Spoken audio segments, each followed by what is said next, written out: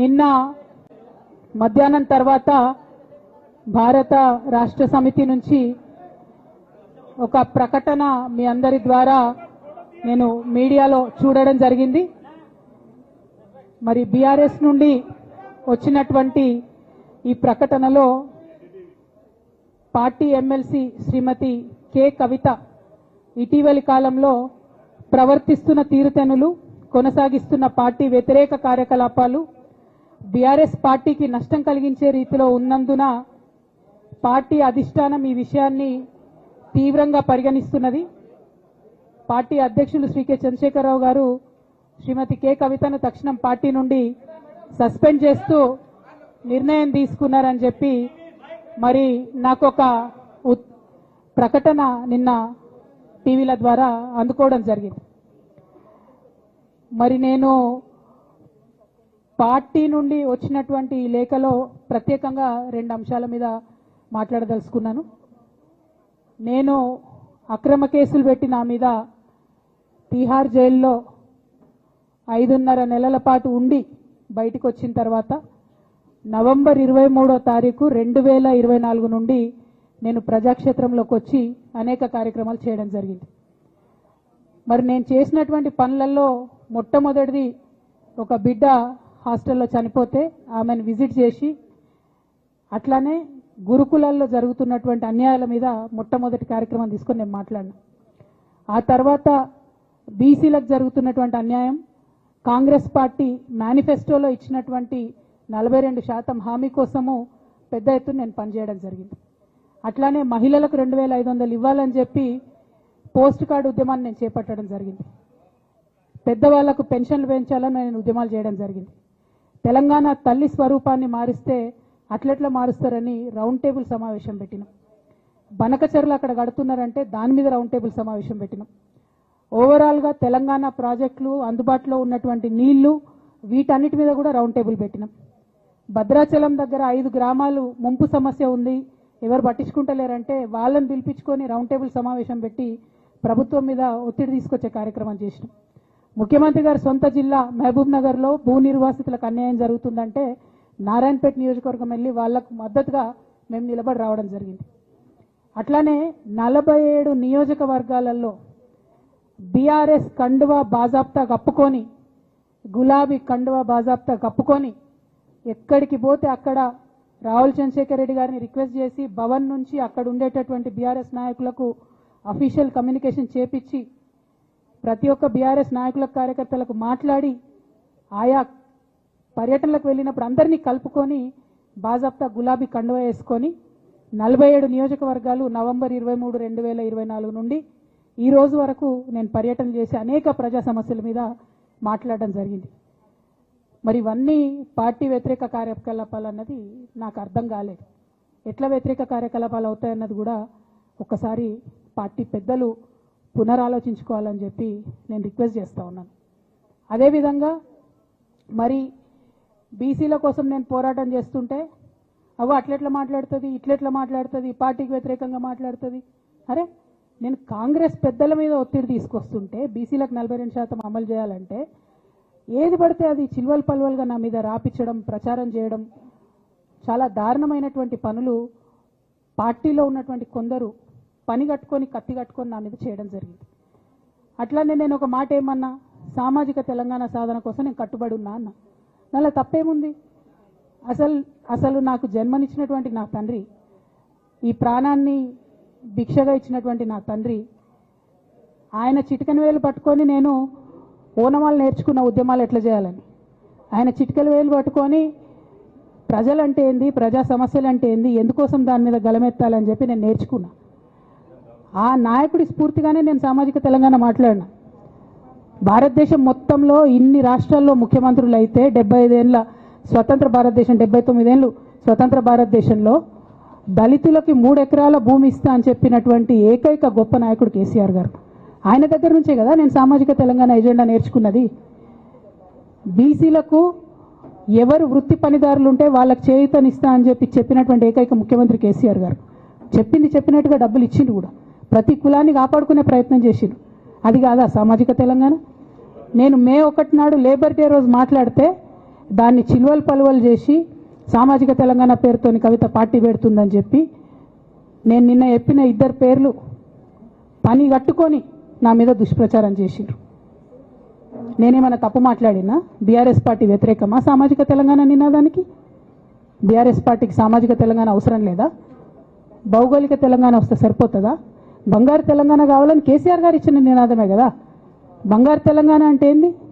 హరీష్ రావు ఇంట్లో బంగారం ఉంటే, సంతోష్ రావు ఇంట్లో బంగారం ఉంటే బంగారు తెలంగాణ అవుతుందా? కాదు కదా. ప్రతి ఒక్క సమాజం బాగుంటేనే బంగారు తెలంగాణ అవుతుంది. నేను అదే కదా మాట్లాడినా. దానికి ఇష్టం వచ్చినట్టు నా మీద స్టోరీ లేపిస్తే నేను భవన్లో పోయి కూర్చొని బాజాప్తా, ఎక్కడో కాదు, బయట ప్రెస్ మీట్ పెట్టలేదు, ఏ ప్రెస్ క్లబ్లో పెట్టలేదు, డైరెక్ట్గా తెలంగాణ భవన్ నా ఆఫీస్ అండి, నా పార్టీ భవన్లో పోయి కూర్చొని నేనేం చెప్పినా? నా మీద కుట్రలు జరుగుతున్నది, నా మీద విషప్రచారం జరుగుతున్నది అని చెప్పిన. నేను రామన్నను బుజ్జగించి గడ్డం పట్టుకొని అడుగుతా ఉన్నా, అన్న నీ చెల్లెని, ఒక మహిళా ఎమ్మెల్సీని మన పార్టీ ఆఫీస్లో కూర్చొని నా మీద కుట్రలు జరుగుతున్నాయని నేనంటే మీరు వర్కింగ్ ప్రెసిడెంట్గా ఉన్నారన్నా, ఫోన్ చేయరా అన్న నాకు? ఏమైంది బేటా, ఎందుకు బాధపడుతున్నావు అని ఫోన్ చేయరా? ఇది ఎప్పుడు జరిగిన ఇన్సిడెంటు? లేక లీక్ కాకముందు, నేను నా కొడుకు గ్రాడ్యుయేషన్కి అమెరికా పోకముందు, అంతకుముందే. మరి మీరు వర్కింగ్ ప్రెసిడెంట్ కదన్నా, నేను పార్టీ ఎమ్మెల్సీని కదా. చెల్లెలు అన్న బంధుత్వాలు పక్కన పెడదాం ఒక్క నిమిషం. ప్రొఫెషనల్ సెటప్లో ఒక పొలిటికల్ పార్టీలో ఒక మహిళా ఎమ్మెల్సీ భవన్లో కూర్చొని నా మీద కుట్రలు జరుగుతున్నాయంటే మీరు మాట్లాడినరా అన్న? 103 రోజులు అయిపోయిందన్న ఇయ్యాలటికి, ఒక్క మాట మాట్లాడినరా? కేసీఆర్ గారు దగ్గర నుంచి కమ్యూనికేషన్ రావాలని నేను ఎక్స్పెక్ట్ చేయలే. వారు పెద్దవారు, వారికి అనేకమైన పనులు ఉంటాయి. మొత్తం పార్టీని ఇప్పుడు పునర్నిర్మించుకోవాల్సిన అవసరం ఉంది. తెలంగాణకు జరుగుతున్నటువంటి అన్యాయాన్ని వారు ఎప్పటికప్పుడు దిశానిర్దేశం చేయాల్సిన అవసరం ఉంది.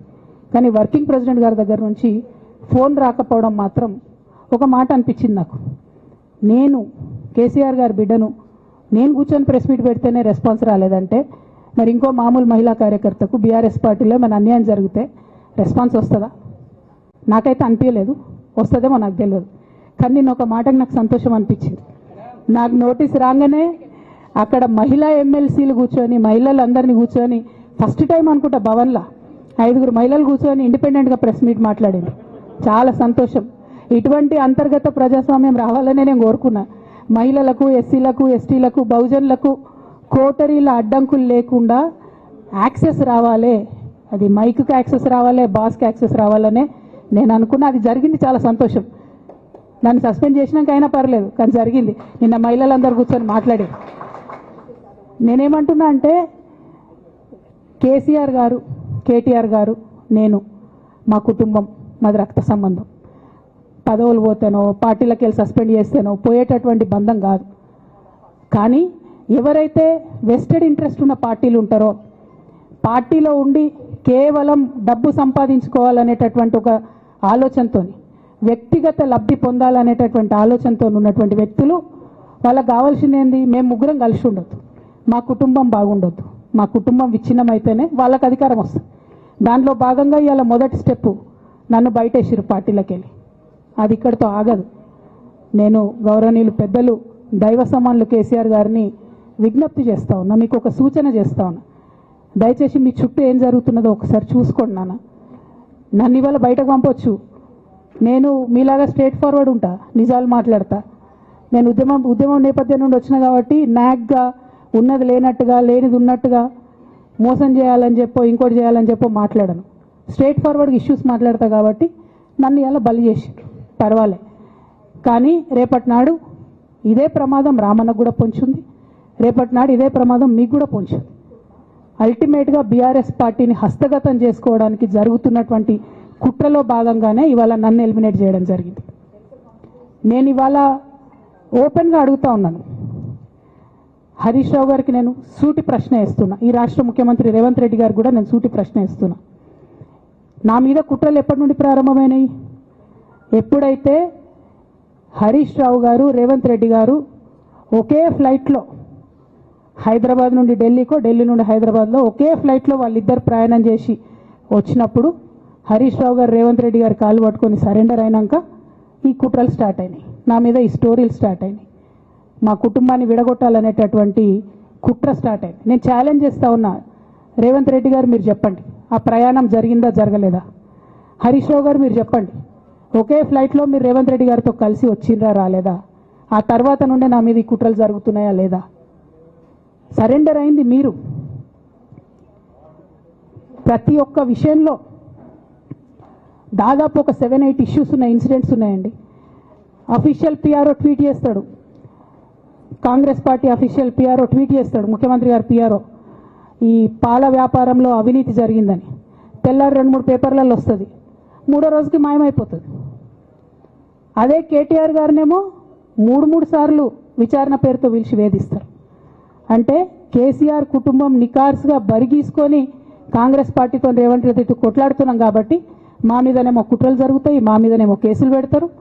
మీ మాత్రం 1 or 2 days హెడ్లైన్స్ వస్తే తర్వాత న్యూస్ గాయబవుతుంది. ఎన్ని జరగలే చెప్పండి హరీష్ రావు గారి విషయంలో? ఫస్ట్ పాల వ్యాపారం మీద ఏమొచ్చినాయి ఆరోపణలు? ఆనాడు బీఆర్ఎస్ పార్టీ గవర్నమెంట్లో SC ST BC హాస్టళ్లకు Harish Rao గారి పాల వ్యాపారం నుంచి పాలు సప్లై చేసిరనే ఆరోపణలు అయోధ్య రెడ్డి గారు ట్వీట్ చేసిరు. గతం 2 రోజులు పోయింది ఆరోపణ. ఎందుకు? సరెండర్. నెక్స్ట్ ఒక అభియోగం చేసిరు ముఖ్యమంత్రి గారు, రంగనాయక్ సాగర్ దగ్గర ఆయన ఫామ్ హౌస్ ఉంది, అది ప్రభుత్వ భూమి, కబ్జా చేసిండని. 1 day headline, 3rd day news గాయబ్. No case, nothing. కేటీఆర్ పరిస్థితి ఏంటి? ఎన్ని కేసులు పెట్టిరు కేటీఆర్ అన్న మీద? ఎన్నిసార్లు పిలిచిండు విచారణకు? ఇవన్నీ పక్కన పెడదాం, నిన్నటి లేటెస్ట్ ఇష్యూ మాట్లాడదాం. కాళేశ్వరం కానీ ఇంకోటి కానీ ఏ ప్రభుత్వంలో అయినా పొలిటికల్ పాలసీ చేసేవాళ్ళు, విధానపరమైన నిర్ణయాలు తీసుకునే వాళ్ళు ముఖ్యమంత్రులు ఉంటారు. కింద ఉన్నటువంటి మంత్రులు దాన్ని ఎగ్జిక్యూట్ చేయాలి. కేసీఆర్ గారు ఒక పాలసీ డెసిషన్ తీసుకున్నారు, నేను కాళేశ్వరం ప్రాజెక్టు కడతా, దానికి ఇన్ని డబ్బులు ఇస్తా అని. ఆనాడు మంత్రి ఎవరు? ఎగ్జిక్యూషన్ చేయాల్సింది ఎవరు? 2014 నుంచి 2018 వరకు తుమ్మిడిహెట్టి దగ్గర నుంచి మేడిగడ్డకు స్థలం మార్చినప్పుడు మంత్రి ఎవరు? ప్రాజెక్టులు డిసైడ్ చేసినప్పుడు మంత్రి ఎవరు? అన్ని మీటింగ్లు, టెక్నికల్ ఇష్యూస్ చూసుకోవాల్సింది ఎవరు? ఇవన్నీ రేవంత్ రెడ్డి గారు మాట్లాడారు. నేను మొత్తం అసెంబ్లీ స్పీచ్ చూడరు మీరు, వీళ్ళ మ్యాచ్ ఫిక్సింగ్ అనేది మీకు తెలిసిపోతుంది. ఏం మాట్లాడరు ఆయన. ఎంతసేపు కేసీఆర్ కాళేశ్వరం కట్టిండు, కేసీఆర్ కుటుంబం 1,00,000 కోట్లు తిన్నది. అరే 2007 నుంచి ఇప్పటివరకు కాళేశ్వరం 1,00,000 కోట్లు కూడా ఖర్చు కాలే. 1,00,000 కోట్లు ఖర్చు కాని ప్రాజెక్టులో 40 లక్షల ఎకరాలకు నీళ్ళీయంగా కూడా 1,00,000 కోట్ల అవినీతి అయింది అంటారు రేవంత్ రెడ్డి గారు. దాన్ని మళ్ళీ ఓన్లీ కేసీఆర్ గారి గురించి చెప్తారు, హరీష్ రావు గారి గురించి మాట్లాడరు. ఎందుకంటే ఇంటర్నల్ అండర్స్టాండింగ్ ఉంది వీళ్ళిద్దరికి. నేను రామన్నను ఒకటే రిక్వెస్ట్ చేస్తున్నా, అన్న ఇవాళ మీతో బాగున్నట్టు వాళ్ళు నటించవచ్చు, హరీష్ అన్న కావచ్చు, సంతన్న కావచ్చు, కానీ వాళ్ళు మన మంచి కోరుకునే వాళ్ళు కాదు, వాళ్ళు తెలంగాణ ప్రజల మంచి కోరుకునే వాళ్ళు కాదు, వాళ్ళు కేసీఆర్ గారి మంచి కోరుకునే వాళ్ళు కాదు. వాళ్ళను మీరు దూరం పెట్టి రాజకీయంగా తెలంగాణ రాష్ట్ర సమితిలో ఇప్పుడు బీఆర్ఎస్లో పనిచేస్తున్నటువంటి హార్డ్ కోర్ కార్యకర్తలను దగ్గరికి తీసుకొని ప్రజా ఉద్యమాలు తీసుకొని ప్రజల దగ్గరికి పోతేనే మన పార్టీ బతుకుంటుంది, నాన్న పేరు బాగుంటుంది. ఇవాళ నాన్నకు సిబిఐ అనేటటువంటిది వచ్చిందంటే అది కేవలం హరీష్ రావు గారు, సంతోష్ రావు గారి అవినీతి వల్లనే వచ్చిందని మళ్ళొకసారి నేను గంటాపదంగా చెప్తున్నాను. ఇంకా గమ్మత్ ఏంటంటే ఇదే హరీష్ రావు గారు వాళ్ళ ఫాలోవర్స్ అంతా నిన్నటి నుంచి చెప్తున్నారు, హరీష్ అన్న చాలా కష్టపడ్డాడు, డే 1 నుంచి ఉన్నాడు అని. డే 1 నుంచి లేడండి. చాలామంది రిపోర్టర్లకు తెలుసు, సీనియర్ రిపోర్టర్లకు డే 1 నుంచి లేదు. పెద్దసారు టీడీపీ నుంచి బయటకు వస్తుంటే మామయ్య మనకెందుకు, డిప్యూటీ సీఎం మనం ఎందుకు రాజీనామా చేయాలి, ఈ ఉద్యమం ఏమవుతుందో, ఈ పార్టీ ఏమవుతుందో మనకు రిస్క్ ఎందుకని ఆనాడు ఈనాడు పేపర్లు వచ్చింది. 1,50,00,000 రూపాయలు తీసుకొని వ్యాపారం చేసుకుందామని హరీష్ రావు గారు ఎక్కడికో పోయిందని కూడా వచ్చింది. కటింగ్ కోసం దొరికినప్పుడు ఎప్పుడో ట్వీట్ చేస్తుందని. నేను బీఆర్ఎస్ పార్టీ ఆనాడు టీఆర్ఎస్ పార్టీ పెట్టినాక 9-10 నెలల తర్వాత వచ్చింది హరీష్ రావు గారు. డే 1 నుంచి లేరు. నమ్మకం లేకుండా ఆయన పార్టీ నిలబడుతుందో ఉంటుందో పోతుందో అని. ఓకే అయిపోయింది. రాగానే సారు పెద్ద హృదయం కాబట్టి క్షమించిరు, దగ్గర తీసుకున్నారు, ఎమ్మెల్యే కాకముందే మంత్రి ఇచ్చిర్రు, అన్ని రకాలుగా ఆదరించిరు, అన్నీ చేసిండ్రు. ఎప్పుడైతే పార్టీకి ఒక్క క్షణం చెడ్డ పేరు వచ్చిందో ఎక్కడ పోయిండండి ఈయన? చక్కా పోయి వైఎస్ రాజశేఖర రెడ్డిని కలవలే? మీ అందరికి గుర్తులేదు ఆ ఫోటో? సీనియర్ నాయకులందరికీ బాగా మాట్లాడతారు, అన్ని దగ్గర ఉన్నా, నేనే ఉన్నా, నేను ఎక్కడ లేను. నిన్న పాపం చాలా మంది ఈ కొత్త సోషల్ మీడియా పిల్లలు ఉన్నట్టు వాళ్ళకి హిస్టరీ తెలియదు అనుకుంటా, అందుకే చెప్తున్నా ఇవాళ. అదేవిధంగా నేను పెద్ద ట్రబుల్ షూటర్ అంటారు. ట్రబుల్ షూటర్ కాదు, ఈజ్ బబుల్ షూటర్. ఆయన ఏంటంటే ట్రబుల్ ఆయన్నే క్రియేట్ చేస్తాడు, చేసి నేనే సాల్వ్ చేసినట్టు నటిస్తాడు. నేను లేటెస్ట్ ఎగ్జాంపుల్ చెప్తా పట్టురు. నేను మొన్న దాసోజు శ్రవణ్ అన్న ఎలక్షన్ ఎమ్మెల్సీ ఎన్నికలలో బీఆర్ఎస్ పార్టీ డిసైడెడ్ ఒకటే క్యాండిడేట్ని పెడదామని. కానీ హరీష్ రావు గారు ఇంటర్నల్గా బీజేపీ వాళ్ళతో మాట్లాడుకొని ఏం చెప్తారంటే, మీ దగ్గర నుంచి ఒక క్యాండిడేట్ని ఇవ్వండి, నేను మామయ్యని కన్విన్స్ చేసి రెండో క్యాండిడేట్కి పెట్టిస్తా అంటే he wants to create a trouble. ఈ క్రైసిస్లో ఆల్రెడీ మన పార్టీలోకి వెళ్ళి 10 మంది ఎమ్మెల్యేలు వెళ్ళిపోయినాక 38 మందిలో 10 మంది పోయినాక నువ్వు ఇంకో సెకండ్ క్యాండిడేట్ని పెడితే ఎంత కన్ఫ్యూజన్ అవుతుంది? ఎవరెవరు ఓట్లు వేస్తారు అంటే హార్స్ ట్రేడింగ్కి ఈయన ట్రబుల్ షూటర్ గారు ట్రబుల్ని ఓపెన్ చేస్తారు అన్నట్టు. నాకెందుకో లక్కీగా ఒక బీజేపీ ఎమ్మెల్యే గారు ఫోన్ చేసి, అక్క మరి పెద్దసారి పర్మిషన్ ఉందా హరీష్ అని ఇట్లా అంటున్నారంటే, నేను డైరెక్ట్గా పెద్దసారికే ఫోన్ చేసి నాన్న మరి ఇట్లా అంటున్నారు, మనం సెకండ్ క్యాండిడేట్కి పర్మిషన్ ఇస్తారంటే, nothing doing, only Shravan will get elected, ఎవరు చెప్పారు మీకు అన్నారు. అంటే నేను ఆ విషయం వెంటనే అటువైపు కన్వే చేసిన, లేదండి మాకు అట్లాంటి ఆలోచన లేదు. ఎందుకు ఈ రీసెంట్ ఎగ్జాంపుల్ చెప్తున్నా ఇవాళ అంటే, హరీష్ రావు గారు ట్రబుల్ క్రియేట్ చేసి ట్రబుల్ని మాఫీ చేసినట్టుగా ప్రయత్నం చేస్తారు. బీఆర్ఎస్ కార్యకర్తలందరికీ నేను నా తమ్ముళ్ళకి రిక్వెస్ట్ చేసి చెప్తున్నా, మా చెల్లెలకు రిక్వెస్ట్ చేసి చెప్తున్నా, మీకు పెద్ద స్థాయిలో జరిగే అన్ని విషయాలు తెలియకుండా అందరూ మన వెల్ విషయర్స్ అనుకుంటారు. అది మీ తప్పు కాదు, ఎందుకంటే కేసీఆర్ సార్ అంత ఓపెన్ మైండ్తో ఓపెన్ హార్ట్తో ఉంటారు కాబట్టి బీఆర్ఎస్లో ఉన్న అందరూ అట్లే ఉంటారు అనుకుంటారు. కానీ చాలా మందికి చాలా హిడెన్ ఎజెండాస్ ఉన్నాయి. ఒక పక్క కాంగ్రెస్తో కలిసి ఉన్నారు, ఇంకో పక్క బీజేపీతో మాట్లాడుతున్నారు, ఎటు ఎవరితో అవసరమైతే అటు మాట్లాడుతున్నారు. అదేవిధంగా 2018 ఎన్నికలలో హరీష్ రావు గారు 20-25 మంది ఎమ్మెల్యేలకు ఎన్నికలలో అడిషనల్ ఫండింగ్ ఇచ్చారు, పార్టీ ఇచ్చింది కాకుండా. ఏడికేలు వచ్చినాయి హరీష్ రావు గారికి అన్ని డబ్బులు? 100% కాళేశ్వరంలో జరిగిన అవినీతి నుంచి వచ్చిన డబ్బులే. ఆయన ఆలోచన ఏం చేసిందంటే, ఏమన్నా కొద్దిగా అటు ఇటు అవుతుందేమో రిజల్ట్, నా దగ్గర ఎమ్మెల్యేస్ ఉండాలని ఆలోచన చేసి. నీకు అసలు అట్లాంటి ఆలోచన ఎందుకు వచ్చింది? నేను కట్టప్పలాంటోని కేసీఆర్ గారి దగ్గర ఉండేటోని అంటావు కదా, నీకేం అవసరం వచ్చింది ఎమ్మెల్యేస్కి సపరేట్గా ఫండింగ్ ఇవ్వడానికి? ఎవరికి తెలియదు అనుకుంటారా? ఇది ఎవరు చెప్పారు అనుకుంటారా? ప్రతి ఒక్కరు చెప్తారు ఎమ్మెల్యేస్ ఓపెన్, నా పేర్లు కూడా తెలుసు, చెప్తే బాగుండదు, ఎమ్మెల్యేలు ఇబ్బంది పడతారు. నేను అనేది ఏంటంటే, 2009లో రామన్న సిరిసిల్ల ఎలక్షన్లో మా బంధువుకు సంబంధించిన వ్యక్తులతోని 60 లక్షల రూపాయలు పంపిన హరీష్ రావు గారు రామన్నను ఓడగొట్టడానికి. నిన్నగాక మొన్న ఒక వీడియో మీరు కూడా చూసి, ఒంటేరు ప్రతాప్ రెడ్డి గారిది, మీ మామయ్యను ఓడగొట్టమని ఎంతంటే అంత డబ్బులు ఇస్తా అని చెప్పిర్రని. ఓ పక్క కేసీఆర్ గారిని ఓడగొట్టాలి, ఓ పక్క కేటీఆర్ గారిని ఓడగొట్టాలి, నిజామాబాద్లో నా ఎంపీ సెగ్మెంట్లో అందరు ఎమ్మెల్యేలను మేనేజ్ చేయాలి, అందరిని మన కేసీఆర్ కుటుంబాన్ని ఓడగొట్టాలి, విచ్ఛిన్నం చేయాలి.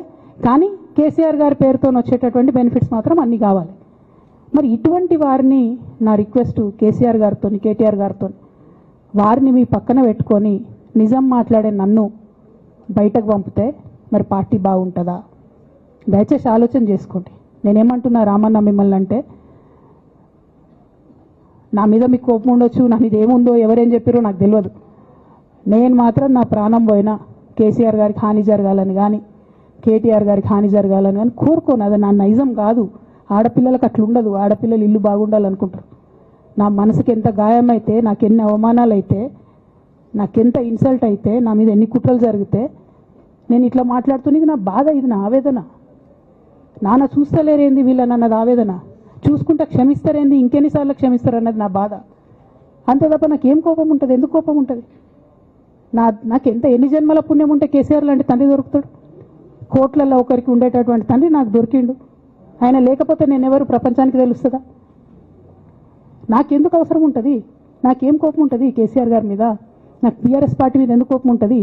నాకు 27 సంవత్సరాలు ఉన్నప్పుడు నేను నా కొడుకుని చిన్న పిల్లగాన్ని పసిగుడ్డుని ఎత్తుకొని ఇక్కడికి వస్తే, ఆ రోజు నుంచి ఈ రోజు వరకు నేను రోడ్డు మీదనే ఉన్నా, ఉద్యమాలే చేస్తున్నా, పోరాటాలే చేస్తున్నా, తెలంగాణ ప్రజల కోసం పనిచేస్తున్నా.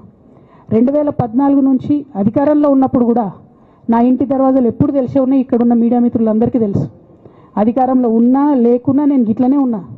అధికారంలో ఉన్నప్పుడు నన్ను ఏమి సాగనీయకుండా నన్ను ప్రతిపక్ష ఎమ్మెల్యేని చూసినట్టు, ప్రతిపక్ష ఎంపీని చూసినట్టు చూసినా నేను ఇట్లనే ఉన్నా, ఓపెన్ మైండ్తోనే ఉన్నా. నేను కోరేది ఒకటే, కేసీఆర్ గారి ఆరోగ్యాన్ని కాపాడండి రామన్న, పార్టీని కాపాడండి, పార్టీలో ఉన్న కార్యకర్తల్ని కాపాడండి, అందరు బాగుండేలాగా ప్రజా సమస్యలు తీసుకోండి. నాకు అంతకుమించి కావాల్సింది ఏం లేదు.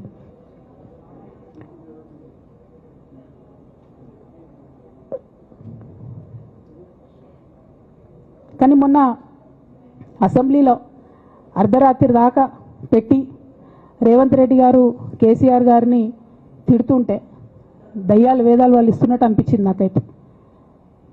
దానికి ఈయన హీరోలాగా ఎదుర్కొన్నాడు, ఈయన 6 అడుగుల బుల్లెట్ అని పార్టీ అంతా ట్వీట్ చేస్తే, మరి 6 అడుగుల బుల్లెట్ ఎవరికి గాయం చేస్తుంది? ఎండ్ ఆఫ్ ద డే ఇవాళ అయితే నన్ను గాయపరిచింది, రేపు రామన్నను గాయపరుస్తారో కేసీఆర్ని గాయపరుస్తారో.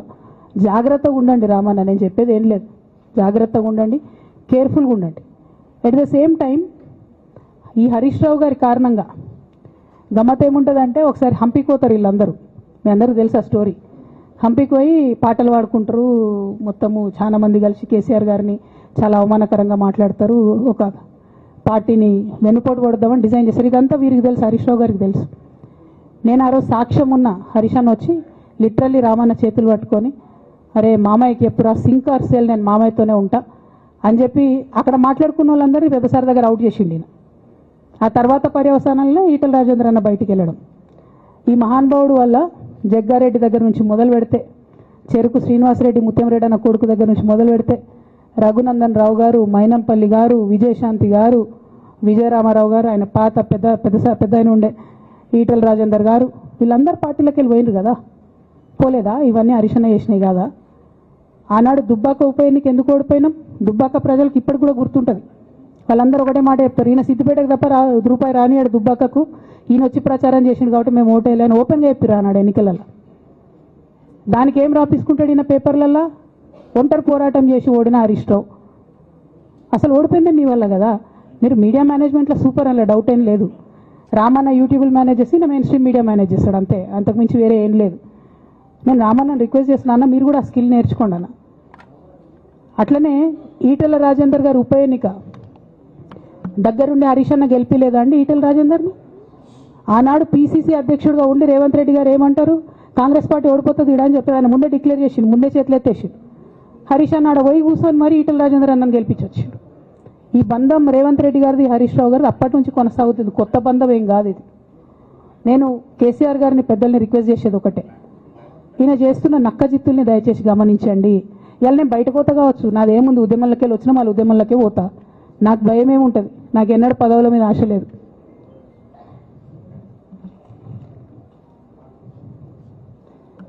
పార్టీ నుంచి వచ్చిన ఎమ్మెల్సీకి స్పీకర్ ఫార్మాట్లో చైర్మన్ గారికి నేను పంపుతా ఉన్నాను రాజీనామా పత్రాన్ని. అట్లానే బీఆర్ఎస్ పార్టీ ప్రాథమిక సభ్యత్వానికి కూడా గౌరవ పెద్దలు కేసీఆర్ గారికి రాజీనామాను పంపుతా ఉన్నాను. దీన్ని మన రావుల చంద్రశేఖర్ రెడ్డి గారికి తెలంగాణ భవన్కి వారికి నేను పంపుతా ఉన్నాను. ఎందుకు ఇవి ఇప్పుడే చూపించిన అంటే, పదవుల మీద నాకు ఎప్పుడు ఆశ లేదు. మేము ఉద్యమంలోకి వచ్చింది ఎందుకంటే, మా నాన్న ఒక్కరు ఇంత ఒంటరి పోరాటం చేస్తున్నారు, ఎంత వీలైతే అంత ఆయనకు మద్దతు ఇవ్వాలని వచ్చినాం. ఆనాడు మేము ఉద్యమంలోకి వచ్చినప్పుడు పార్టీ అధికారంలోకి వచ్చే ఆస్కారమే లేకుండే, తెలంగాణ వస్తుందో రాదే అనే అనుమానాలు అంతటా ఉండే. మేము ఉద్యమంలో కొట్లాటలో లాఠీ దెబ్బలు తినడం కోసం, జైల్లోకి పోవడం కోసం ఆనాడు వచ్చిన ఉద్యమంలోకి, అధికారంలోకి వస్తామనుకొని రాలే. రామన్న అయినా నేనైనా కేవలం నాన్న కోసమే వచ్చిన ఉద్యమంలోకి. అందుకే మా కుటుంబం మీద కుట్ర. ఈ కుట్రను గమనించమనే నేను మా కుటుంబాన్ని కోరుతా ఉన్నా. ఇక పెద్దసార్కు నీడలాగా సంతోష్ రావు గారు ఉంటారు. ఇక సంతోష్ రావు గారి గురించి 2 నిమిషాలు చెప్తా, అంత పెద్ద సీనున్న మనిషి కాదు కానీ చెప్పాలి. ఎందుకంటే కూరల ఉప్పు ఎట్లుంటుంది ఈయన అట్లా అన్నట్టు, ప్రతి దాంట్లో చెడగొట్టడానికి కొంచెం ఉండాలి కదా, అట్లాంటి వాడు. కాబట్టి చెప్పక తప్పదు ఈయన గురించి. చెప్పులో రాయి చెవులో జోరిగా అంటాం కదా, అట్లాంటి టైపు. కాబట్టి ఖచ్చితంగా చెప్పాలి. విషయం ఏంటంటే, ఈయన ధనదాహం ఎట్లాంటిదంటే సంతోష్ రావు గారిది, రామన్న కాన్స్టిట్యున్సీ, కేటీఆర్ అన్న కాన్స్టిట్యున్సీ నేరెళ్లలో ఇసుకలారి గుద్ది ఒక దళిత బిడ్డ చనిపోతాడు. సరే, దాని మీద పాపం అక్కడ ఆ రోజు అందరు యాజిటేషన్ చేస్తే, ఈయన సంతాన అడ్వాంటేజ్ ఏంది, ఈడ కూర్చుంటాడు సార్ దగ్గర, సీఎంఓలకి వెళ్ళి ఫోన్ చేసి అక్కడ ఉన్న పోలీసు వాళ్ళందరినీ ఒత్తిడి పెట్టి 7 దళిత బిడ్డల్ని కొట్టినరండి. 3-4 సార్లు 3rd డిగ్రీ వేస్తే ఇలా 7 కుటుంబాలు కూడా వాళ్ళు ఎందుకు కూడా ఏ పని చేసుకోలేనటువంటి పరిస్థితులలో ఆ దళిత బిడ్డలు ఉన్నారు. అది మొత్తం రాజకీయంగా బ్లేమ్ అంతా రామన్న మీదకి వచ్చింది. ధనదాహమేమో సంతన్నది, నేరం చేసిందేమో సంతన్న, వీడికెళ్ళి ఫోన్లు చేసి ఒత్తిడి చేసి కొట్టిపించిందేమో సంతన్న, చెడ్డ పేరేమో రామన్నకు వస్తుంది. ఈ ఎగ్జాంపుల్ చెప్పడం కోసమే నేను ఈయన గురించి చెప్తున్నా, వేరే ఏం లేదు. ఇక సరే టానిక్ వీనిక్ ఈ వీటిలో వచ్చిన కేసులు ఏమవుతాయి, రేవంత్ రెడ్డి గారు ఆర్భాటంగా ఒక అనౌన్స్మెంట్ చేస్తారు. నేను ఇంతకుముందు చెప్పిన కదా మ్యాచ్ ఫిక్సింగ్ ఎట్లుంటుందంటే వన్ డే న్యూస్ అవుతుంది, టానిక్లో ఈయన మీద కేసు పెట్టిరని. మూడో రోజు పోలీసు వాళ్ళు ఎఫ్ఐఆర్ కొట్టేసారు. అది మీరు ఇంకా కనుక్కోండి. కాజ్ చేసేసారు, కేసు మూసేసారు. ఏం అండర్స్టాండింగ్ ఉంది, ఎందుకు మూసేసారు? At the same time Harithaharam, తెలంగాణకు హరితహారం అని పెద్దలు కేసీఆర్ గారు పెద్ద కళతోని 230 కోట్లు అక్కడ గోబీ డెజర్ట్ల వాళ్ళు చెట్లు పెట్టి చైనాను కాపాడుకున్నారు. మనం అదే స్థాయిలో తెలంగాణను బాగు చేసుకోవాలని పెద్దసారి హరితహారం అని పెడితే ఈయన దాంట్లో నకిలీ ప్రోగ్రామ్ గ్రీన్ ఇండియా ఛాలెంజ్ అని పెడతాడు. తెల్లారులేస్తే సినిమా వాళ్ళని తీసుకురావాలి, రోజు ఒక ఫోటో వేసుకోవాలి. దాని వెనుక ఉన్న కుట్ర ఏంటంటే జీవో అమెండ్మెంట్ అవుతుంది సంతోష్ గారి గురించి. ఆ ఫారెస్ట్లను 10% ఇన్కమ్ ఎవరన్నా ఇస్తే అమ్యూజ్మెంట్ పార్క్లకు ఇస్తారన్నట్టు. దానికోసం జీవో అమెండ్ అవుతుంది. దానికి ప్రభాస్ గారిని, చిరంజీవి గారిని, అనేక మంది సినిమా స్టార్లను మోసం చేసి వాళ్ళని తీసుకుపోయి వాళ్ళతో ఫోటోలకు పోజులు ఇప్పించి ఫారెస్ట్లను కొట్టేయాలని ప్లాన్ అయినది. ఇక ఈయనకి 2-3 మనుషులు ఉంటారు సంతనకి. ఆయన పోచంపల్లి శ్రీనివాస్ రెడ్డి అని ఎమ్మెల్యే. ఇది నాకు విషయం ఎవరు చెప్పారంటే మన పల్లరాజేశ్వరరెడ్డి అన్ననే చెప్పిండు. మీకు ఏమైనా డౌట్లు ఉంటే ఆయన అడగొచ్చు. ఈ పోచంపల్లి శ్రీనివాస్ రెడ్డి అనేట ఆయన వరికోల్ అనే ఊరు, సామాన్య కుటుంబం, మధ్యతరగతి కుటుంబం. ఇవాళ అక్కడ ఆయన శ్రీమంతుడు అని పిలుస్తారు పోచంపల్లి శ్రీనివాస్ రెడ్డి గారిని. ఇక్కడ నాకు పల్లరాజేశ్వరరెడ్డి గారు చెప్పిన సమాచారం ప్రకారం మోకిల్లాలో mega Srinivas Reddy, mega company ఉంది కదా, ఈ కాళేశ్వరంలో అవినీతి చేసిన mega company plus Pochampally Srinivas Reddy గారు కలిసి 750 కోట్ల విల్లా ప్రాజెక్ట్ చేస్తున్నారు మోకిల్లాలో. ఏడుకేళ్ళు వచ్చినాయి అవి, అవినీతి డబ్బులు కాదా? ఎట్లా వస్తాయి? ఎవరైనా who is this Pochampalli Srinivas Reddy? Santosh Rao classmate. అది తప్ప ఆయనకున్న అర్హత ఏం లేదు. ఆయనకి ఎమ్మెల్సీ వస్తుంది, కాంట్రాక్ట్లు వస్తాయి, ఇంకేందో వస్తాయి. అట్లనే నవీన్ రావు అని ఇంకొక ఎమ్మెల్సీ ఉంటాడు. ఆయన డైరెక్ట్గా మా ముఖం పట్టుకొని అందరం కూడా అంటాడు, నాకు ఎమ్మెల్సీ ఇచ్చింది కేసీఆర్ గారైనా నాకు దేవుడు సంతోషం అంటాడు ఆయన. నిన్న మొన్న వాళ్ళ ఫాదర్ని పట్టుకున్నారు పేకాటల. ఏమైంది కేసు? ఆల్రెడీ నవీన్ రావు గారు పోయి మన ముఖ్యమంత్రి గారు కాళ్ళు పట్టుకున్నట్టుగా తెలిసింది. వాళ్ళ తండ్రిని విడిచిపెట్టారు, ఈయన మీద భూ కబ్జా కేసులు ఉంటే అవి విడిచిపెట్టారు. అంటే ఓ పక్క సంతోష్ రావు గ్యాంగు, ఇంకో పక్క హరీష్ రావు గ్యాంగు 100కు 100% రేవంత్ రెడ్డి గారితో, ఇక్కడున్న కాంగ్రెస్ ప్రభుత్వంతో, అవసరమైన సందర్భంలో పైనున్న బీజేపీతోని వాళ్ళు కోఆర్డినేషన్లో ఉండి బీఆర్ఎస్ పార్టీకి జలగల్లాగా పట్టి పీడుస్తున్నారు. నిరంతరం బీఆర్ఎస్ పార్టీకి నష్టం చేస్తున్నారు. ఎంత దారుణానికి ఒడిగట్టిరంటే ఆఖరికి నా ఓటమితో ప్రారంభమైంది అది. నిజామాబాద్లో నా ఓటమిలో కుట్రలు చేశారు. ఆనాడే మనం రివ్యూ చేసుకుంటే బాగుండలేదు. కానీ ఇప్పుడు అది ఎక్కడికి వచ్చింది? కామారెడ్డిలో పెద్దసారి ఓడిపోయేదాకా వచ్చింది పరిస్థితి. మూడోసారి ప్రభుత్వం పోయేదాకా వచ్చింది పరిస్థితి. ఒక్కొక్క ఎలక్ట్ అయిన ఎమ్మెల్యేని, ఓడిపోయిన ఎమ్మెల్యేలు పత్రికా మిత్రులు మీరు మాట్లాడండి. సంతోష్ రావు గారి బాధితులు నాకు మామూలుగా ఫోన్ చేస్తలేరు. అచ్చా ఈ కంపెనీ పేరు బ్లూఫిన్ అట, మోకిలా. పల్లరాజేశ్వరరెడ్డి అని అప్పుడు పంపిన మెసేజ్ చూస్తున్న పాతది. Bluefin company Mokila. అయితే నేనేమంటున్నా అంటే ఇంత స్పష్టమైనటువంటి నేను ఇస్తున్నా. రేవంత్ రెడ్డి గారిని నేను ఛాలెంజ్ చేస్తున్నా. మరి ఎందుకు మీకు మీ ఏసీబీ వాళ్ళకు వీళ్ళ ఇండ్లు అడ్రస్లు దొరుకుతలేవా? ఏం అండర్స్టాండింగ్ ఎందుకు లేదు మీకు? లేకపోతే మీరు చర్యలు ఎందుకు తీసుకుంటలేరని నేను సూటిగా రేవంత్ రెడ్డి గారిని ప్రశ్నిస్తున్నా. ఇక తర్వాత వారు ఏం చేస్తారన్నది నాకు సంబంధం లేదు. ఇక నేను మాత్రం పర్టికులర్గా మళ్ళీ ఒకసారి నా బీఆర్ఎస్ పార్టీ కుటుంబ సభ్యులందరికీ, మా సొంత కుటుంబ సభ్యులకు కూడా రిక్వెస్ట్ చేస్తున్నది ఏంటంటే, నాకు 27 సంవత్సరాలు ఉన్నప్పుడు నేను రాజకీయాల్లోకి వచ్చిన, తెలంగాణ ఉద్యమం కోసం వచ్చిన. ఇవాళ నాకు 47 సంవత్సరాలు. అంటే నా 20 సంవత్సరాల జీవితం అంతా కూడా నేను బీఆర్ఎస్ పార్టీ కోసం, కేసీఆర్ గారి కోసం, తెలంగాణ జాగృతి కోసం, తెలంగాణ ప్రజల కోసం, తెలంగాణ ఆడబిడ్డల కోసం నేను గడిపిన. సడన్గా ఇవ్వాలా నీకేం సంబంధం బీఆర్ఎస్తో అని, నువ్వెవరు అని చెప్పి సస్పెన్షన్ ఒకసారికి పంపిస్తే చాలా బాధాకరంగా ఉంది. పర్వాలేదు, అయినా నాకు ప్రజలు ఉన్నారు, నేను వాళ్ళ దగ్గర పోతా, వాళ్ళతో పాటు ఉంటా. కానీ బీఆర్ఎస్ పార్టీలో ఉన్న నాయకులకు, కార్యకర్తలకు రిక్వెస్ట్ చేస్తాను, సోషల్ మీడియాలో వచ్చే పిచ్చి పిచ్చి పట్టుకొని ప్రజాప్రతినిధులు ప్రెస్ మీట్ పెట్టింది నిన్న భవన్లో. నేను నిన్న మొన్నటి రోజు వాళ్ళ మీద ప్రెస్ మీట్ పెట్టినప్పుడు ఏమన్నా, కేసీఆర్ గారికి నష్టం చేసిన పార్టీ ఉంటే ఎంత పోతే ఎంత అన్న. సోషల్ మీడియాలో ఉన్న బీఆర్ఎస్ పార్టీ కొంతమంది దుర్మార్గులు ఉన్నారు, సోషల్ మీడియా వెంగు చూసేటోళ్ళు. వాళ్ళ ముంగట విషయం కట్ చేసిరు. ఏది కేసీఆర్ గారికి నష్టం చేసిన విషయం కట్ చేసి బీఆర్ఎస్ పార్టీ ఉంటెంత పోతెంత నేను అన్నా అని చెప్పి ప్రచారం చేస్తున్నారు.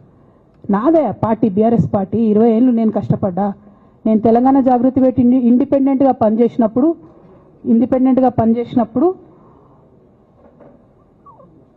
ఓటేయమని ఎవరికి చెప్పినా నేను? బీఆర్ఎస్ పార్టీకి ఓటేయమని చెప్పినా కదా? నా జీవితంలో ఇంతవరకు నేను ఇంకో పార్టీకి ఓటేయమని చెప్పలే, ఇంకో పార్టీకి ఓటేయలే. ఎట్లయితే కంప్యూటర్లో హార్డ్వేర్ ఉంటుందో అది బీఆర్ఎస్ పార్టీ, సాఫ్ట్వేర్ తెలంగాణ జాగృతి. శరీరం బీఆర్ఎస్ పార్టీ అయితే ఆత్మ జాగృతిగా పనిచేసినాం, తెలంగాణ ఆత్మగా పనిచేసినాం. మేము తెలంగాణ ఆత్మగౌరవం కోసం పనిచేసినాం, తెలంగాణ ఆత్మగౌరవ ప్రతీకలైనటువంటి బతుకమ్మ బోనాలను నిలబెట్టడం కోసం పనిచేసినాం. ఆ కాంట్రిబ్యూషన్ ఏం లేదా? నేనేం చేయలేదా పార్టీకి? నిజామాబాద్లో చికెన్ గున్యా వచ్చి బాధపడుతుంటే గల్లీ గల్లీ గల్లీ తిరిగి 2018లో ఒక్కొక్క ఎమ్మెల్యేకు ఎంత తిరిగినా అన్నది అక్కడ నిజామాబాద్ ప్రజలకు తెలుసు.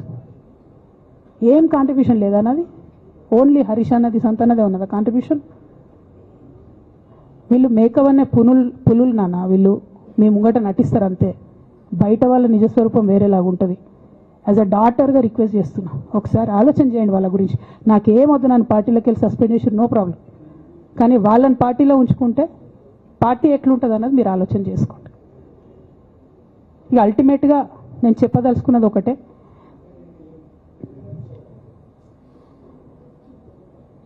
కలికాలం కాబట్టి అబద్ధాలు చెప్పేటోళ్ళది మోసం చేసేటోళ్ళది నడుస్తుంది. టెంపరీగా వాళ్ళది నడుస్తున్నది, వాళ్ళది నడిచింది, విజయం సాధించారు కాబట్టి ఇవాళ సస్పెన్షన్ నాకు వచ్చింది. బట్ నేను ఇదివరకు చెప్పినా మళ్ళీ చెప్తున్నా, నేను కర్మ సిద్ధాంతాన్ని నమ్ముతా. ఖచ్చితంగా ఇంతకు ఇంత దేవుడు వాళ్ళకు అనుభవింపజేస్తాడు, అందులో ఏం ఆలోచించాల్సినటువంటి అవసరం లేదు. Thank you. జై తెలంగాణ, జై కేసీఆర్, జై తెలంగాణ, జై కేసీఆర్.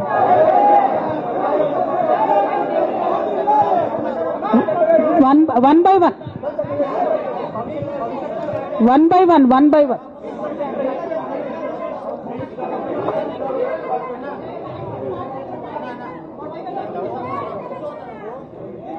ఒక 1 minute హిందీలో చెప్పేసే అన్న, బయట నేషనల్ మీడియా మిత్రులందరూ అడుగుతున్నారు. ఒక 1 minute हिंदी చెప్పేస్తా.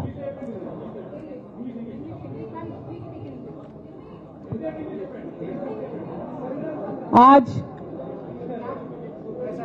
तेलंगाना की बेटी होने के नाते पूरे देश की जनता के साथ मैं ये बात कहना चाहती हूँ, पिछले 20 सालों के मेरे जिंदगी में मैंने हर दम हर वक्त बीआरएस पार्टी के उन्नति के लिए, तेलंगाना जनता के उन्नति के लिए, तेलंगाना के रैयतों के, तेलंगाना के महिलाओं के, तेलंगाना के युवाओं के उन्नति के लिए मैंने काम किया है.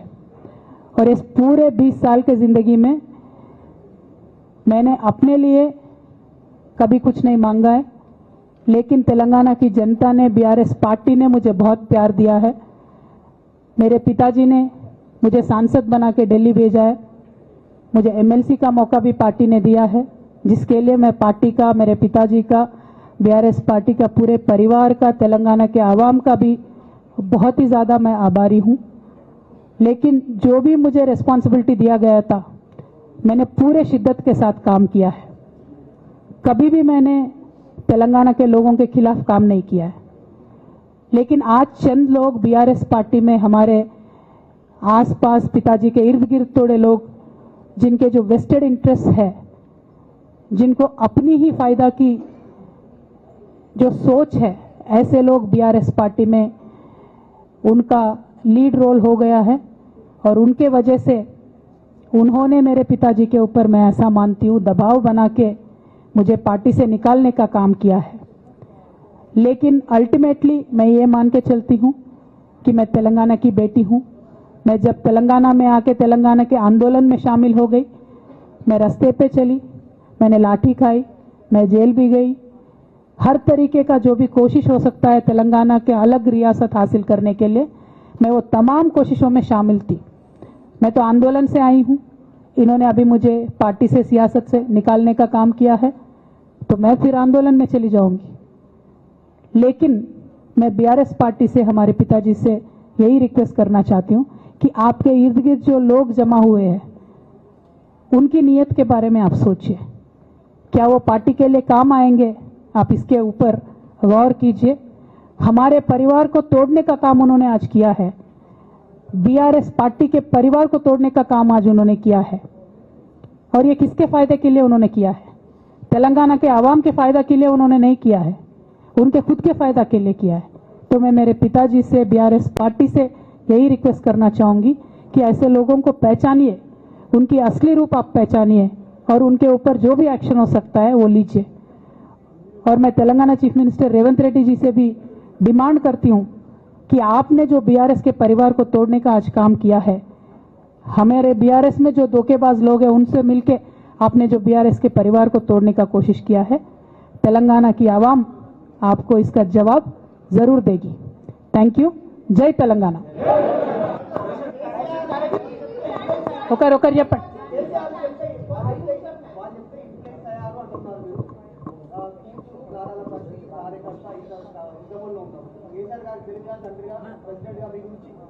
ఓకే, ఇంకా ఎవరైనా చెప్పండి.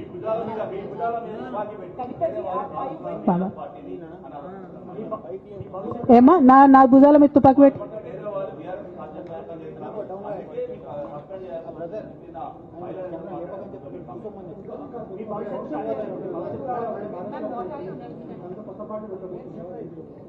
Okay. I got your question.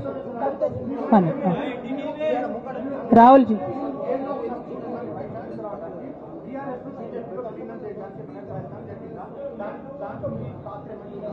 Rahul గారు మీరు పాత క్వశ్చన్ అడుగుతున్నారు.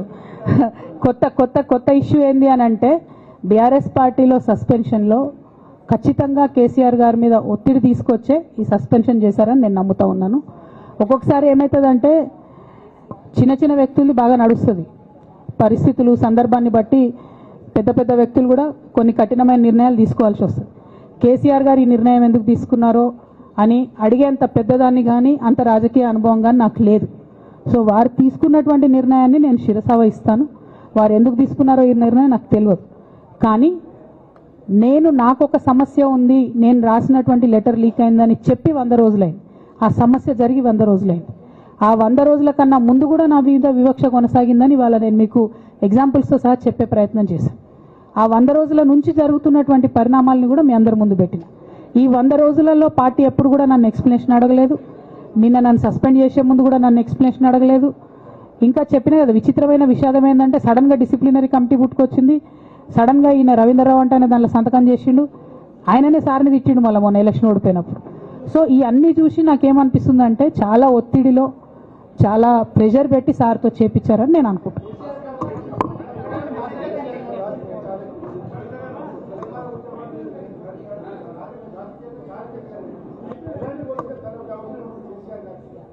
Right, I got your question, ma'am. I got your question.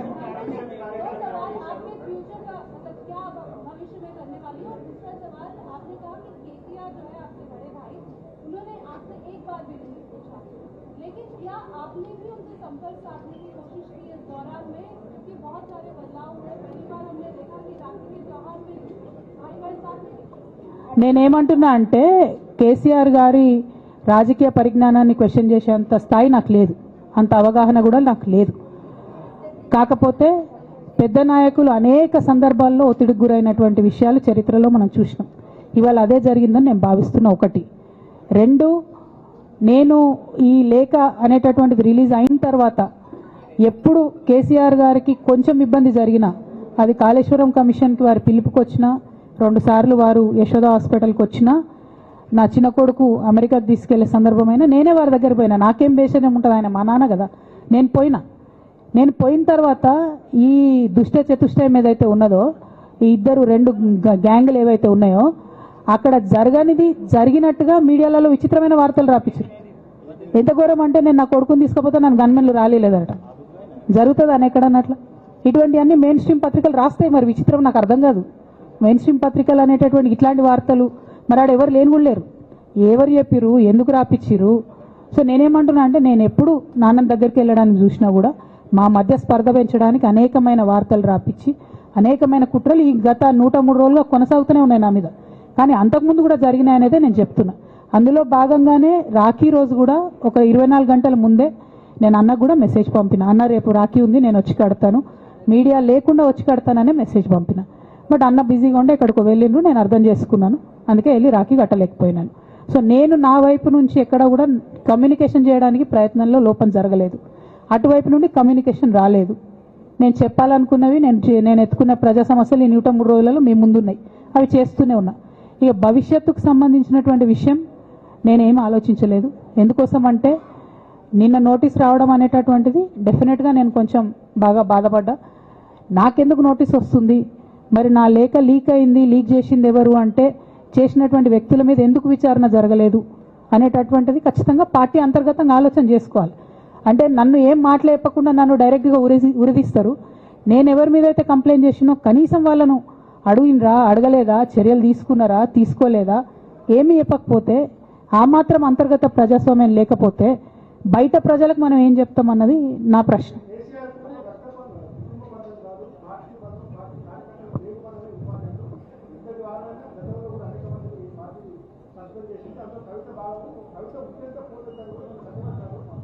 నేనేమంటున్నా బ్రదర్, వాళ్ళందరికీ ఏది చెప్తే స్క్రిప్ట్ రాసిస్తే అది మాట్లాడతారు, దాంట్లో ఏముంటుంది.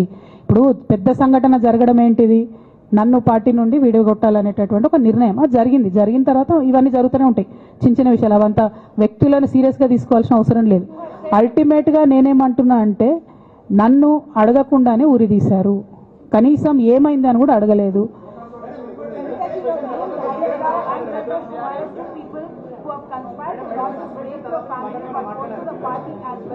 But this has also been portrayed as a succession matter, that your father actually chose your brother as a political heir and that you want space in a political party as a leader, and that's the reason why you have started making this kind of reverse statement. Madam నేనేమలోగా తీసాను madam, నేనేమంటున్నా అంటే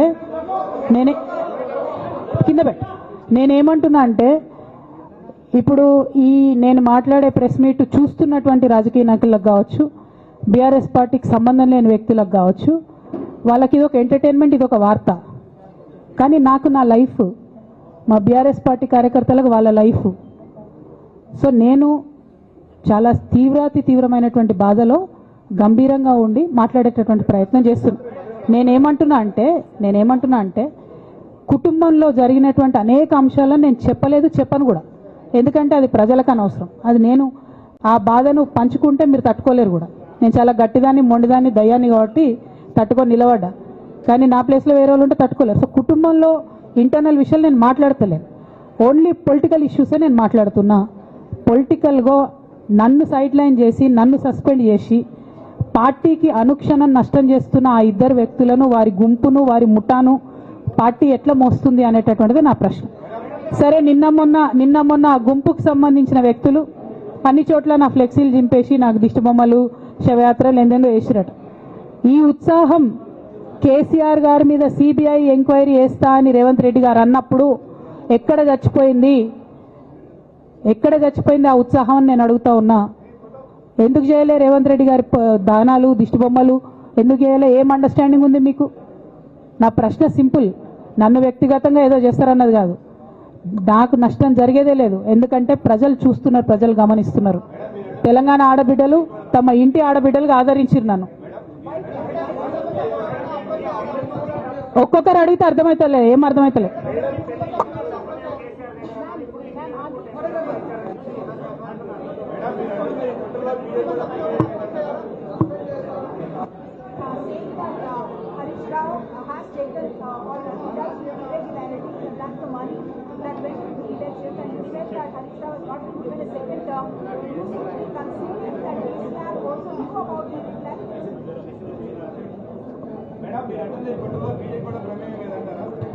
నేనేమంటున్నా brother, కుట్రలో ఎవరి ప్రమేయం ఉందన్నది నాకు తెలియదు. నన్ను సస్పెండ్ చేసిండ్రు. బీఆర్ఎస్ పార్టీకి, తెలంగాణ ఉద్యమానికి, తెలంగాణ ప్రజలకు 20 సంవత్సరాలు నా జీవితంలో కష్టపడ్డా కాబట్టి ఒక అపీల్ చేస్తున్నా నేను ప్రెసిడెంట్ కేసీఆర్ గారికి, వర్కింగ్ ప్రెసిడెంట్ కేటీఆర్ గారికి. మన కుటుంబాన్ని విచ్ఛిన్నం చేసి పార్టీని హస్తగతం చేసుకోవాలనే కుట్ర జరుగుతుంది, దాన్ని తిప్పికొట్టండి. అవినీతి తిమంగళాలని బీఆర్ఎస్ పార్టీలకు వెళ్ళి తీసి బయట పడేయండి. అల్టిమేట్గా ప్రజలకు సేవ చేసే దాంట్లో మనం ముందుకెళ్లాలనేది నా ఆలోచన.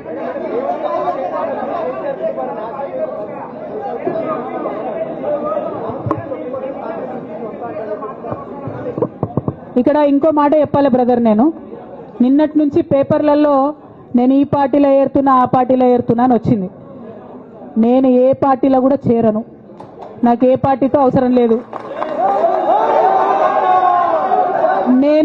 నేను ఫ్యూచర్లో ఏం చేయాలనే విషయం జాగృతి కార్యకర్తలతోని, తెలంగాణ మేధావులతోని, బీసీ బిడ్డలతోని, సామాజిక తెలంగాణ కోసం పనిచేసేటటువంటి అన్ని వర్గాల ప్రజలతోని అందరితోని మాట్లాడిన తర్వాత నిర్ణయం తీసుకుంటా. కానీ తొందరపడి నిర్ణయం తీసుకునే అవసరం నాకు లేదు.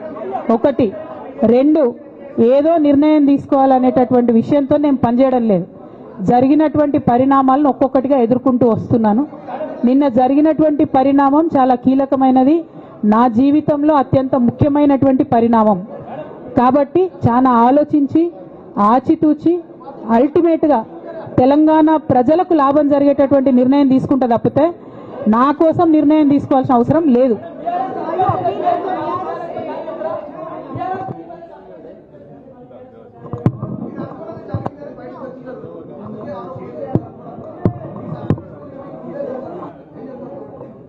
నాకెట్లా తెలుస్తుంది సస్పెన్షన్ గురించి? నాకైతే రేవంత్ రెడ్డికి ఉన్నట్టు ఆడ దూతలు లేరు. అక్కడ సార్ సగం ఇడ్లీ తింటే బయటకు చెప్పేటటువంటి సిస్టమ్ నా దగ్గర లేదు.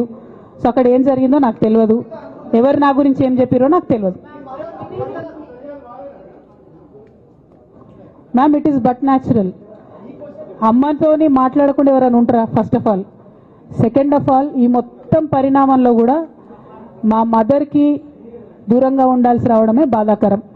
ఇంతకు మించి బాధ ఇంకోటి లేదు. పొలిటికల్ పొజిషన్స్ వస్తాయి పోతాయి, ఇవి వేస్ట్. ఇవి అమ్మలేని లోటు ఎవరు కూడా తీర్చలేరు. ఆ ఒక్క బాధ తప్ప ఇంకేం లేదు. ఇది మాత్రం నా ఇంటిగ్రిటీ నిరూపించుకోవడం కోసం నేను రాజీనామాలు చేస్తున్నా. నాకు పార్టీ వల్లనే ఎమ్మెల్సీ వచ్చింది, దానికి రాజీనామా చేస్తున్నా. నేను పార్టీకి నష్టం చేసినాను అని చెప్పి పార్టీ నాయకులు మా నాన్నగారు భావిస్తున్నారు కాబట్టి పార్టీకి కూడా రిజైన్ చేస్తున్నా. కాలం నిర్ణయిస్తుందండి. షర్మిలతో పోలుస్తున్నారా, కేసీఆర్తో పోలుస్తున్నారా? కాలం నిర్ణయిస్తుంది. తొందర ఏం లేదు. నన్నేదో అవమానం చేయాలి, నన్నేదో అనాలి అని ఎవరు పడితే వాళ్ళు మాట్లాడే అడ్డమైన మాటలకు సమాధానం చెప్పాల్సిన అవసరం కూడా లేదు.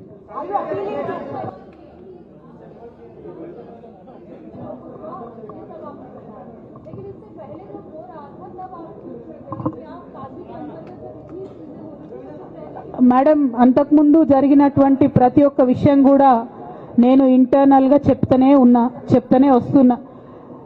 ये हमारी जो लेटर लीक होने से पहले भी जो पार्टी में मेरे खिलाफ एक्टिविटी चल रहे थे, जैसे पार्टी का हमारा चैनल है टी न्यूज़ चैनल, बहुत महीनों से मेरा नहीं दिखाते मैडम टी न्यूज़ में, क्योंकि वो संतोष राव चलाते हैं. मेरा न्यूज़ नहीं आता टी न्यूज़ में. अभी नमस्ते तेलंगाना में बंद करे, वो अलग बात. बहुत रिसेंटली उनका बहुत देर के बाद बंद करे. टी न्यूज़ में कब का बंद कर दिया. ये सारे चीज़ें भी मैं बताई पार्टी में, लेकिन जब तक मेरा लेटर पब्लिक नहीं हुआ तब तक मैंने पब्लिकली अपने कभी भी दिक्कत मैंने किसी को नहीं बताया. जब लेटर उन्होंने खुद पब्लिक किया तो मुझे मजबूर होकर आज बात करना पड़ रहा है. ఏమో ఒక్క నిమిషం మా నిజామాబాద్ బిడ్డ ఏదో అడుగుతుంది. ఒక్క నిమిషం చెప్పరా.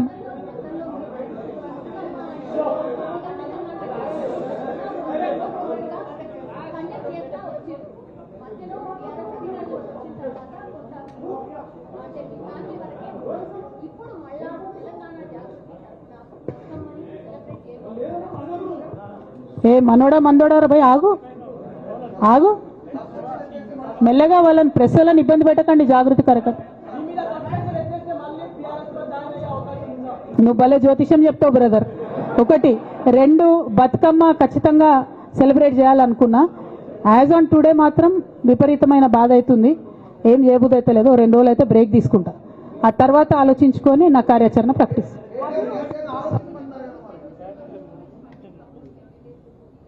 Madam, not couple, more than 20. I have all the names. I don't want to name.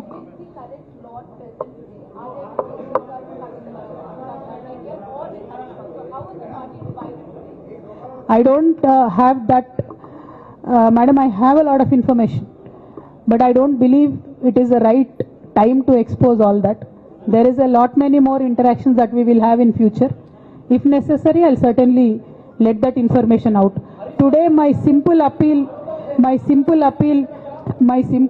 to Honorable President of our party is, as you have taken action on me without even asking me for an explanation, kindly take action on the rest of the people as well. That is my simple allegation. By Harish. Conspiracy or you Madam, our family, me, myself and my brother and my father, they do not want us to be united. And unfortunately, I believe they are filling my brother's ears and my father's ears. And I believe that they have succumbed to that malign campaign that has happened against me. And I hope they will soon realize that I am not the one who is hurting the party. Jai Telangana! Jai KCR! Thank you.